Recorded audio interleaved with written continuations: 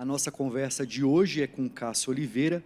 Ele é especialista em Direito do Trabalho e em Direito Processual do Trabalho e assessor jurídico do Secov Goiás.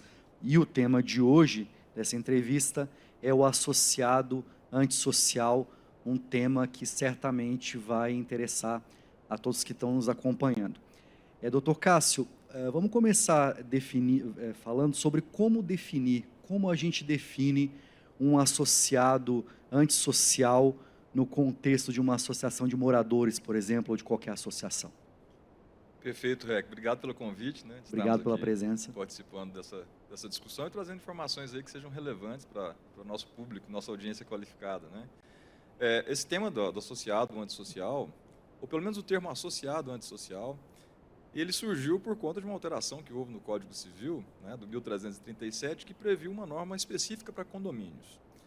Aqui, em todo local, quando o pessoal olha um loteamento com controle de acesso ou com acesso controlado, o pessoal sempre costuma chamar popularmente essa entidade de condomínio, né? Aqui no estado de Goiás, por exemplo, nós estamos cercados aqui de Goiânia, na própria região metropolitana, de vários loteamentos fechados que não são condomínios, mas que são geridos ali por associações de moradores que têm um estatuto social, têm um regimento interno, que estabelece normas de convivência e de utilização das coisas. Existe uma confusão muito grande aí, né, depois que, já pelo uso, né, de chamar essas entidades aí de condomínios. Parece, mas não é. Juridicamente, existe uma distinção. O Código Civil, claro, trouxe toda uma regulação para os condomínios, inclusive de convivência, como é que se realizam as assembleias, penalidades, obrigações, inclusive dos condôminos. Para essas associações de moradores não é bem assim, não é? A gente entra numa grande possibilidade para que essas associações estipulem normas para poder trazer obrigações entre os associados. E para essa situação, surge a possibilidade de que a associação possa criar normas que sejam semelhantes às normas voltadas para o condomínio. Uma delas é a questão do condômino antissocial, que, estendendo-se essa aplicação para esses loteamentos com controle de acesso, a gente traz aí a terminologia do associado antissocial. Então, como é que se caracteriza, né?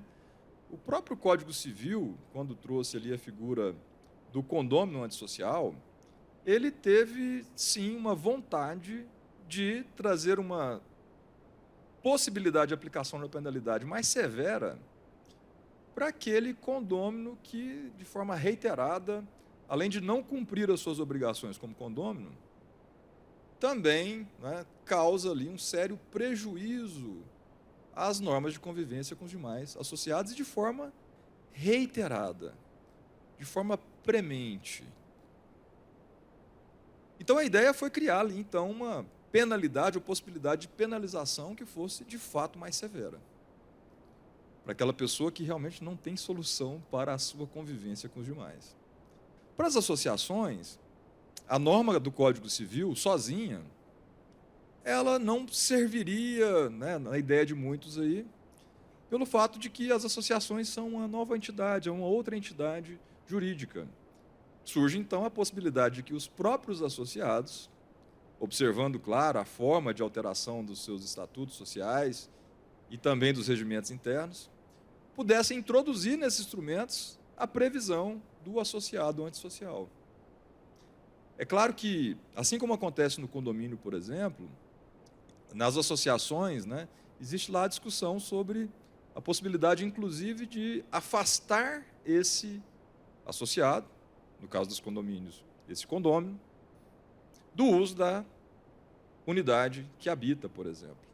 Então, essa discussão ela tem se estabelecido recentemente nos tribunais. Então, em síntese, associado antissocial seria, né, conceituado aí, de forma paralela ao que prevê o Código Civil para o condômino antissocial, exatamente aquela pessoa que, de forma reiterada, não cumpre as obrigações previstas pelo Estatuto Social e pelo regimento interno. Doutor Cássio, e como que seria possível colocar isso no papel? A gente está dizendo aí da possibilidade de transpor essa regra dos condomínios, que tem uma digamos, um regulamento mais fechado, transpor isso para as associações, mas seria por meio de um estatuto, seria de um contrato assinado e registrado entre moradores, em que os demais se reúnem e concordam em assinar. Qual que seria o instrumento para poder cobrar a postura diante das normas e depois punir em casos de descumprimento das regras? Duas formas aí que são as sugeridas, né? As associações, elas têm, normalmente, dois instrumentos jurídicos. O Estatuto Social, que equivale ao contrato social, né, de uma forma ampla, e também o regimento interno.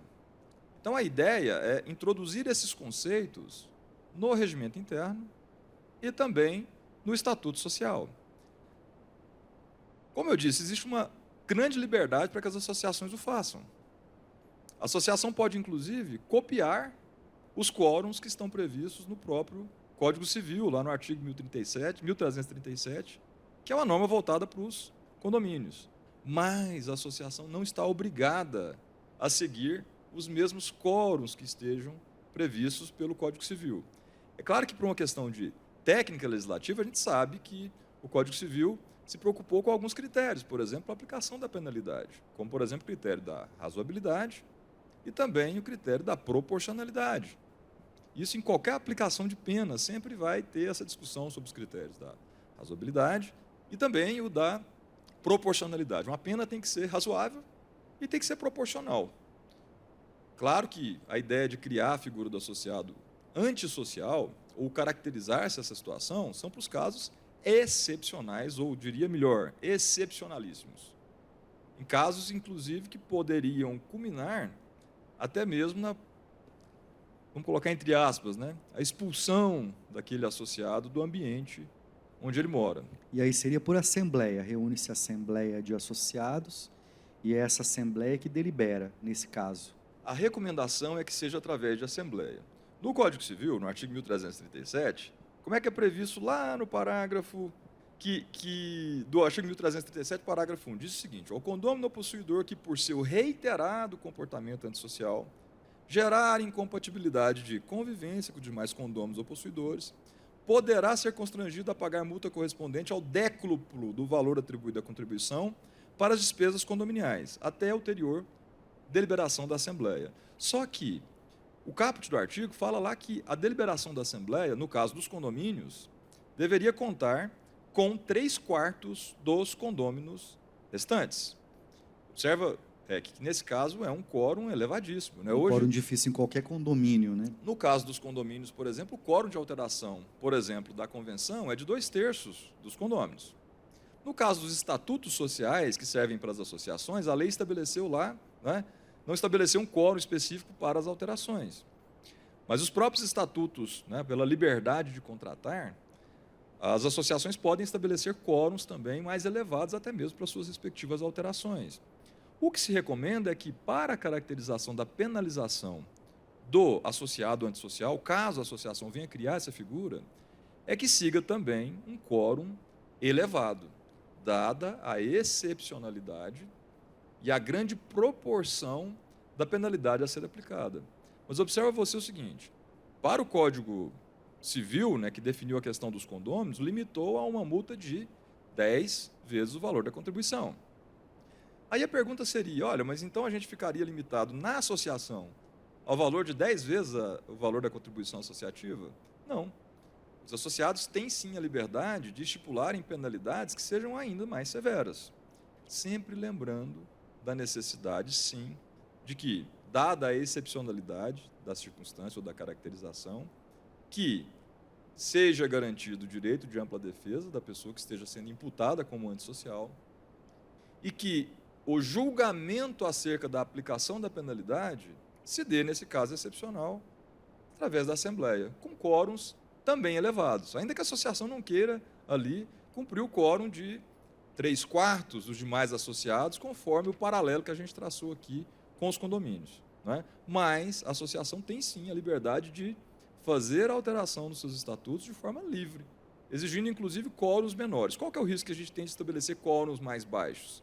É a gente violar os critérios da razoabilidade e da proporcionalidade. Para você que nos acompanha, nós estamos conversando com Cássio Oliveira, assessor jurídico do Secov Goiás, sobre o tema associado antissocial. Doutor Cássio, o senhor definiu o ambiente, definiu como que é a criação e a gestão dessas normas, e quando a gente fala nesse associado antissocial, nós nos referimos a que tipos de condutas que seriam mediadas por esses estatutos, por esses regimentos e assembleias, porque imagino que a gente não está falando de crimes contra a vida, que são coisas mais graves, que já tem que já tem legislação própria, né? Nós não estamos falando aqui de violência doméstica, dessa natureza de problemas. Nós estamos falando de algo parecido como que a gente na cidade chama de posturas, a questão do sossego, do barulho, o som, o carro, o som automotivo, seria nesse campo. Eu queria entender melhor essa parte. Sabe, Rec, na verdade, a questão de falar ser antissocial, acho que a gente vai a uma discussão um pouco mais, até mais longa, né? Porque quando a gente está tratando, por exemplo, de um pacto social, no sentido amplo, né? No sentido filosófico, Rousseau, a gente está tratando aqui de que a gente renuncia àquela liberdade de fazer-se tudo em razão de normas de convivência numa sociedade. No caso do direito de propriedade, que também está aí abrangido essa questão do associado, né, que está lá presente numa associação de moradores, que faz a gestão do loteamento fechado, ou mesmo o condomínio, a gente está tratando de 3 elementos específicos quanto ao exercício do direito de propriedade, que é a garantia de sossego, saúde e segurança. Então, dentro dos desdobramentos da garantia de sossego, saúde e segurança, aquela pessoa que venha violar esses elementos, dependendo da gravidade da violação, pode ser reputado como um associado antissocial. Então, o fato, por exemplo, de uma pessoa que representa risco à vida dos demais associados, a um risco iminente à vida desses demais associados, dependendo da circunstância, pode, inclusive em casos que já são penalizados pela justiça penal, pelo direito penal, serem também ou receberem também ali alguma penalização adicional em razão da impossibilidade de atendimento das normas de convivência. Quer dizer, tendo uma associação, esse também é um assunto para a associação. Ela deve estar também preocupada com essas questões que vão além desses problemas cotidianos. Exatamente. Aqui no estado de Goiás, inclusive, na cidade de Goiânia, a gente tem normas, inclusive, legislação local, que prevêem a imposição ao síndico, no caso dos condomínios, de comunicarem às autoridades policiais a ocorrência de violência doméstica, por exemplo. Então, aquele condômino, ou mesmo um associado, que de forma reiterada, né, tem ali problemas de convivência, ainda que sejam locais, mas de forma a exporem os demais associados a uma situação que seja insuportável.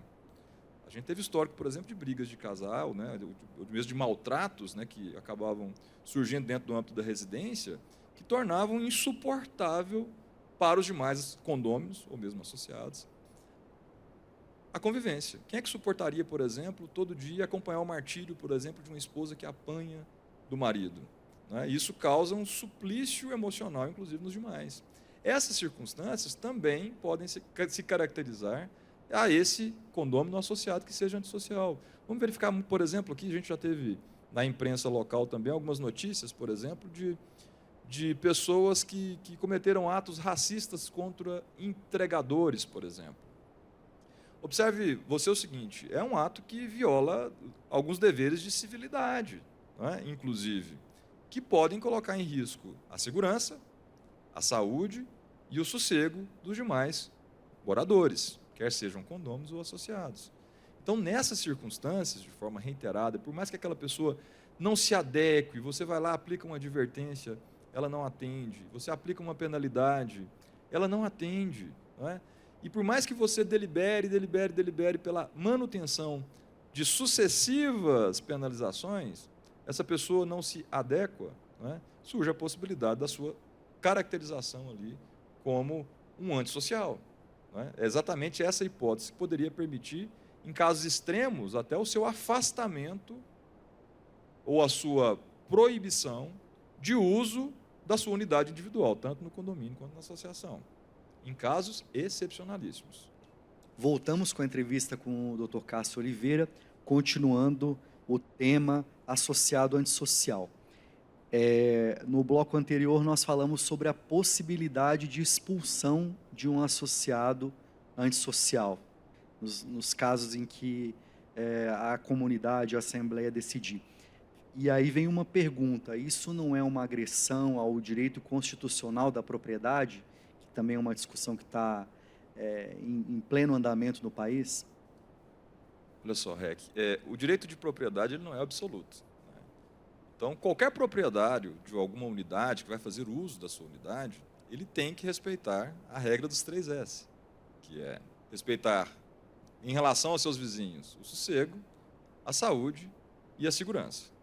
Em casos extremos, em que sossego, saúde e segurança são colocados em xeque, pode sim haver a possibilidade de implementações de medidas que sejam efetivas para poder fazer cessar a violação a essas normas do direito de vizinhança. Quando a gente reputa lá ao associado antissocial, a gente está certificando de que aquela pessoa detém aqueles atributos indesejáveis, né, de ser aquela pessoa que detém a conduta que é insuportável. Nesses casos específicos, nos casos mais graves, a Justiça pode, sim, através de procedimento judicial, em casos mais extremos, e após deliberação, inclusive, de assembleia, em que obedeçam-se os quórums que foram fixados, a Justiça pode, sim, implementar medidas ainda mais severas do que estão previstas no próprio Estatuto Social, no regimento interno, ou, no caso dos condomínios, na própria Convenção. Uma dessas medidas seria exatamente proibir o uso pessoal daquele associado antissocial ou condômino antissocial da sua unidade individual. Aí a pergunta seria o seguinte: mas isso não violaria o direito de propriedade? O direito de propriedade ele nos dá, ele se desdobra em 3 elementos. Eu tenho direito de usar, isso decorre da propriedade. Eu compro e vou morar no imóvel. E posso usá-lo. Uhum. Eu posso fruir, quer dizer, eu posso comprar e posso também alugar. E posso também dispor, quer dizer, eu posso comprar e também vender. Então, a propriedade, em sua integralidade, ela envolve esses 3 elementos: usar, fruir e dispor. Em casos extremos, a Justiça pode, inclusive, suspender parcialmente a integral exercício da propriedade. Como, por exemplo, trazer a proibição do direito de uso, mantendo ainda esse associado antissocial ou condômino antissocial os direitos de fruir ou de dispor do bem. Então, ele fica proibido de usar pessoalmente, mas ele pode alugar, ele poderia ali também vender a unidade, fazendo com que aquela pessoa que é reputada efetivamente como antissocial se mude do local. Mas vamos lembrar, essa é uma medida extrema. Extrema. Não existe uma fórmula pela legislação definida para que se chegue até ela.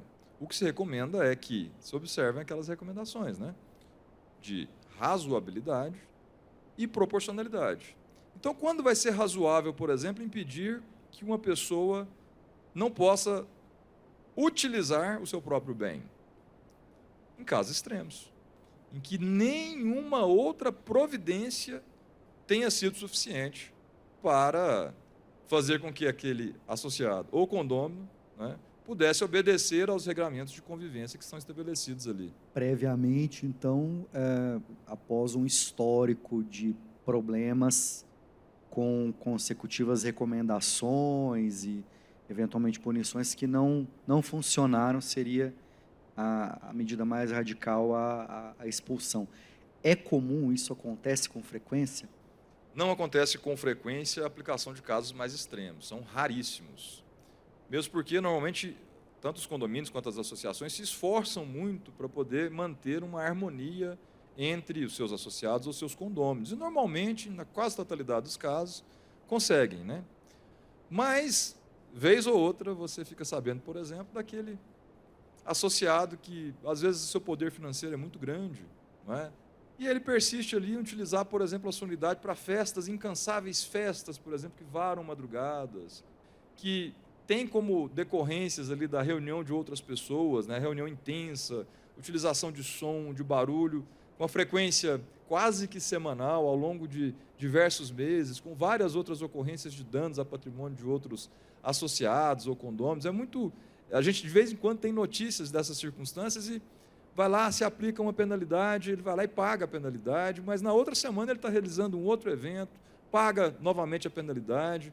A gente teve uma ilustração de um caso semelhante aqui no estado de Goiás, em que o condômino, né, também dava tiro para cima de arma de fogo, né, disparava armas de fogo nessas festividades, né, e isso gerava ali um clima de insegurança muito grande e nenhuma dessas providências, né, alcançava ali a sua finalidade. Como eu disse, na maioria dos casos, né, à medida que vai se agravando a situação, eles tendem a se resolver. Mas caso não seja resolvido e a parte consiga demonstrar que nenhuma das providências tomadas e nenhuma das deliberações, ainda que muito severas do ponto de vista financeiro, do ponto de vista de reprovação social, né, ainda assim não tenha alcançado a finalidade, que é fazer com que aquela pessoa cesse aquela medida, né, pare de fazer a festa, pare de dar tiro lá dentro do condomínio ou dentro do loteamento com controle de acesso. Nesses casos, caso nenhuma dessas medidas tenha surtido efeito, isso seja demonstrado através de um processo judicial, né, o juízo pode, tomando conhecimento dessa necessidade de se aplicar uma penalidade proporcionalmente maior, e entendendo ela ser razoável, pode sim suspender o seu direito de uso pessoal, né, trazendo ali imposições ou fixações de medidas que sejam efetivas para poder não permitir, inclusive, que essa pessoa adentre, né, nem mesmo a área comum ali do condomínio ou mesmo da associação. Mas são casos excepcionais. Uma medida extrema. O senhor falou em saúde, sossego e segurança. Normalmente, qual dos 3 S's é razão para esses conflitos entre associados? Qual é o mais comum, o caso? Normalmente os 3, REC, assim, porque essas três regras, normalmente, elas se comunicam, né? Porque pensa o seguinte, assim, a questão da saúde, por exemplo. A saúde é um conceito muito amplo, não é? A saúde, inclusive, mental. Às vezes você pode ter um vizinho, por exemplo, que causa algum barulho persistente por uso, às vezes, de algum equipamento durante a madrugada, que ao longo de uma semana vai bem, né, 2 semanas vai bem, 3 semanas um incômodo, depois de um ano você já está numa situação insuportável, né? Aí afeta o sono, o descanso, a gente já está falando de saúde. Exatamente. Então, assim, afetou-se o sossego e o sossego acaba se desdobrando também em questões, inclusive, de saúde, né? Desde que se estabeleça ali um nexo de causalidade, né? Às vezes, o uso da unidade, por exemplo, a pessoa faz modificações em sua unidade, num condomínio, por exemplo, vertical, né? A pessoa vai lá e faz alterações em sua unidade. A gente tem muitos condomínios aqui em Goiânia que são construídos através do sistema autoportante, que é um sistema de engenharia que não costuma permitir muito a modificação de paredes internas. Mas aquele condomínio, mesmo sabendo e sendo advertido daquela situação, ele vai lá e faz modificações que colocam, inclusive, em risco os demais condôminos, mesmo sendo avisado, ele sabendo que aquilo pode gerar um problema de colocar as pessoas em risco de morte. Por causa, né, da estrutura do prédio. Por conta da estrutura. Então, aquela pessoa que vai lá de forma deliberada não atende a esse comando, por exemplo, né, ele causa um prejuízo à segurança que pode ter desdobramento, inclusive, à saúde ou ao sossego. Como é que você vai ficar tranquilo, por exemplo, sabendo que o seu vizinho retirou uma parede que sustenta a sacada de cima, não é? Ou a sua própria sacada? Então, a norma dos 3 S's, as ocorrências que dizem respeito aos 3 S's, elas são, sim, interligadas, né? Elas são transconceituadas, né? Elas acabam visitando cada um desses elementos aí dos 3 S's, da segurança, sossego e de saúde. Uma coisa que eu queria esclarecer um pouquinho mais é com relação à mediação. Todo esse processo de mediação, em caso de conflito, ele é sempre feito em sintonia com o judiciário. Quando é que chega a hora de recorrer à justiça? É no primeiro momento? Qual que é o momento de procurar o Poder Judiciário? Penso que o Poder Judiciário, claro, pode ser acessado por qualquer um a qualquer momento, né? Mas se a gente for pensar que o Judiciário seja a única solução para todos os conflitos, a gente acaba fazendo com que a Justiça não nos entregue a prestação jurisdicional devida. Existem muitas pessoas hoje, muitos síndicos, muitos administradores, muitos diretores-presidentes que são ou introspectaram ali exatamente a ideia da mediação. Não é? A cura pela fala, né? Freud já dizia isso. Então, é muito possível que, tendo ou reunindo-se habilidades para o ambiente da mediação, essa sempre será a primeira medida a ser tomada. Internamente, reunir as partes. Sempre recomendado, através do diálogo, né, através da identificação dos interesses comuns, através do respeito às entidades, né, quanto ao reconhecimento do problema, né, e não, as pessoas não são o problema, né? O problema sempre está na parte externa, daquilo que a pessoa externa em relação às suas atividades do cotidiano. Algumas recomendações existem para esse processo de mediação, ou para que esse processo de mediação ocorra de forma a não se deteriorarem ou se deteriorar um respeito, né, necessário que seja mantido. Em muitos casos, por exemplo, em briga de vizinho, por exemplo, quando a situação chega a ser comunicada para quem está na administração, normalmente essa situação de convivência já chegou muito deteriorada. Mas, é claro, existem sim instrumentos, existem mecanismos que podem ser aplicados para que esse processo de mediação funcione. Eu até diria que, na maioria dos casos, vai realmente funcionar.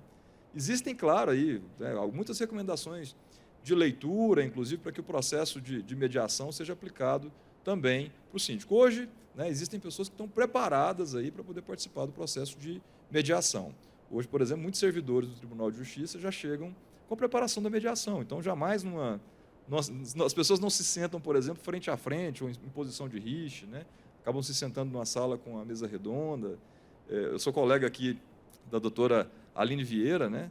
Ela é juíza aqui do estado de Goiás e desenvolveu um trabalho maravilhoso, por exemplo, com utilização do suco de uva na sala de audiência, né? Porque descobriu, no seu trabalho, inclusive de mestrado, que a utilização do açúcar, do suco de uva, diminuía aquele ímpeto das pessoas antes da audiência, por exemplo. Todos esses mecanismos utilizados para, né, se convergir para a mediação e utilizados de forma consciente, de forma experiente ou conhecedora, né, para tentar apaziguar a situação, pode se enxergar através de uma solução negociada à solução do problema. Em muitos dos casos, acabam se aplicando. Naqueles casos excepcionais, a justiça tem ali, ou tem a possibilidade de você conseguir ali medidas que sejam também mais efetivas, né? Nós já estamos chegando ao final, mas queria fazer uma última pergunta, que é a escolha da liderança que vai representar a comunidade. É importante a escolha de a gente fala nos prédios síndico, né, ou numa associação de um presidente ou de um diretor. Essa figura é importante ser bem escolhida nesse processo? Acho excelente, né? Excelente pergunta, inclusive, porque, de forma empírica, né, a gente acaba reunindo assim, muitos atributos ao longo do tempo. Eu até diria o seguinte, eu costumo sempre, quando a gente vai falar, eu falo, olha, às vezes seria muito interessante se o síndico, o presidente lá reunisse todos aqueles pilares que estão presentes lá na governança corporativa, né? Um deles, inclusive, é a equidade, o outro é a accountability, né, que é o dever de prestar contas. Então, aquela pessoa que tem a capacidade de prestar contas de forma transparente, que tem a capacidade de aplicar as normas de forma igualitária, né? De forma justa, de forma equilibrada, não é? De forma, através do diálogo ou respeito às pessoas que estão ali ao seu redor. Claro, no processo de escolha é fundamental, né, para um sucesso, inclusive, na administração de condomínio, porque os problemas cotidianos surgem, né, não só do muro para fora, mas os principais problemas ali são dentro do condomínio. No caso das associações que gerem, por exemplo, os condomínios que gerem aí os loteamentos fechados, muitos problemas acontecem, menores dirigindo, né? Utilizações de scooters, né, elétricas por menores, sem equipamento de segurança, inclusive, por maiores sem equipamento de segurança ou sem habilitação. São todos problemas que são enfrentados no cotidiano e que muitas vezes expõem as pessoas a outros riscos. E você saber exigir ou ter os mecanismos ali necessários para poder exigir dessas pessoas e fazer com que elas adiram, né, elas se engajem ali com a norma que foi fixada, isso é muito importante, né? Muitas vezes, através do diálogo, você consegue muito mais do que através de uma notificação extrajudicial, né, que é dura, né, é fria. Às vezes, através de uma conversa franca, através de uma conversa respeitosa, até aquele caso que você pensa que seria o mais difícil de ser convertido, né, muitas vezes você pode conseguir fazer com que aquele associado ou condômino, né, possam ali obedecer ao comando que está fixado pelo regimento interno, pelo próprio estatuto. é também ponto de mediação, né? Essa atenção do respeito mútuo, você discutir problema e não pessoas, né? São alguns ensinamentos que levam aí a composição, né? Essa aderência às normas. Sem dúvida, a solução de qualquer problema começa pelo diálogo e pela capacidade de dialogar para resolver conflitos, né? Dr. Cássio Oliveira, muito obrigado pela entrevista, pelos esclarecimentos e por nos orientar em relação a esse tema que é comum a todos nós no nosso cotidiano, especialmente nas horas em que a gente precisa e quer descansar. Obrigado pela participação. Obrigado, Rec, obrigado a todos. Agradecer aqui também em nome do presidente Marcelo Baiocchi, também a FEComércio, né? Estou aqui visitando novamente a casa. Obrigado. Obrigado.